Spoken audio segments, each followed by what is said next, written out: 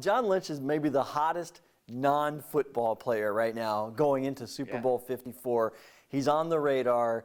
Does this help his chances of possibly getting into the Hall of Fame finally? Dan, I've been asked that question a lot as the 49er season marches on. I have a simple answer. It doesn't hurt. It doesn't hurt. Now the question is, how do you bring it up in a presentation? Obviously, I'm not going to dwell on it. Now look, the guidelines are the guidelines. What did John Lynch do between the lines?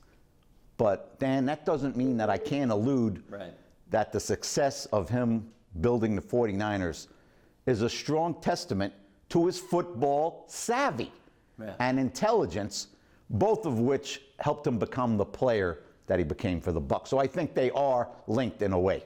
In recent years, do you get feedback from voters do you ask, what about my guy here? What do they tell you? Yeah, I mean, after 6 years of relative failure, and I had some early success. Yeah. They were calling me the closer in that room, Danny. Now, you and Bob Hansen over there could have got Derek Brooks, and I understand that. But now it's John Lynch, and some people, they didn't see him play, Dan. The room is getting younger. The older writers, and the newspaper business, they lose their jobs, they're out of the room, and they're filled in by a 28-year-old who never saw John Lynch play, never saw him intimidate people. They don't understand that was the day in the 90s when you could be a headhunter back there. So I do ask people, and they say, well, he doesn't have the statistics. Dan, that's like saying Rondé Barber's a system corner. It's a very, very flimsy argument. I don't like it at all.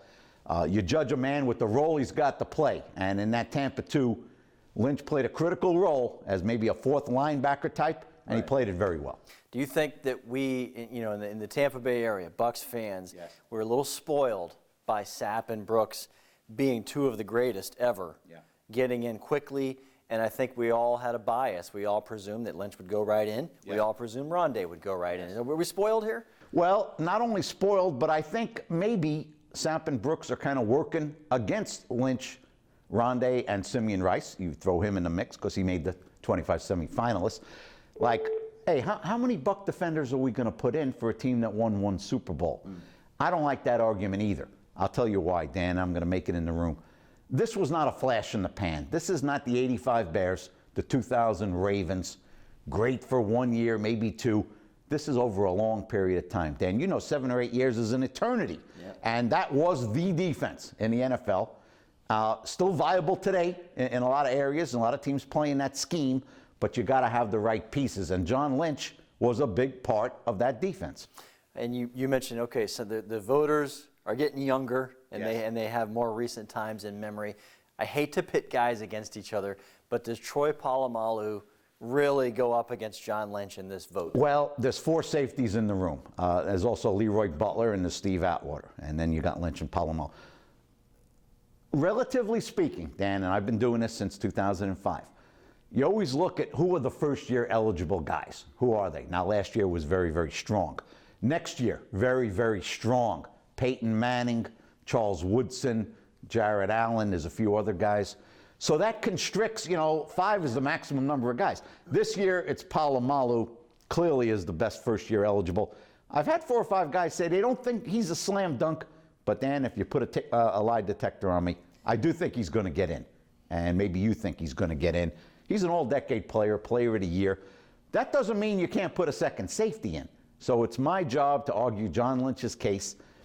Dan, he's been waiting the longest in that room, 7 years in a row. And my opening argument is simple. We're not debating whether John Lynch belongs in the Hall of Fame. That question's already been answered. He's been here 7 straight times. The only question is when, and that's where his aura about him as the GM comes in like, this is John Lynch's time. I think it's a persuasive argument. And finally, whether Lynch gets in or does not get in this year, do you think that this class may be a little diminished by what the Hall of Fame is doing, putting in the 15 the 15 lifetime, I forget how they consider Centennial it. Class. Centennial Class. What are your thoughts on how that has been handled and guys getting voted in? It's kind of neat to see Jimmy Johnson in there. However, what does it do to these modern days? I was part of that voting too. It was a separate blue ribbon committee. It was 10 or 12 writers and filled out by guys like Bill Belichick, Ron Wolf, Bill Polian, guys like Ozzie Newsome. We all met in Canton a couple weeks ago. It was an 11-hour meeting, Mr. Lucas, 11 hours. And Belichick sat 3 seats down from me, and he participated. He weighed in. There was a lot of talk about old-time players, 20s and 30s. Now, Dan, I'm old, but I didn't see a guy from 1935. I did not. And there's not a lot of film on these guys. These are the guys that slipped through the cracks. And because it's the 100th year of the NFL, the Hall of Fame wanted to celebrate some of these guys. Look, whatever you say and whatever they argue and whatever they come up with, there's going to be some, conversation. You got it wrong. You got it wrong. I'm hearing it all the time. Cower, Johnson, we only coached 9 years. Dan, my answer's simple. You want him out?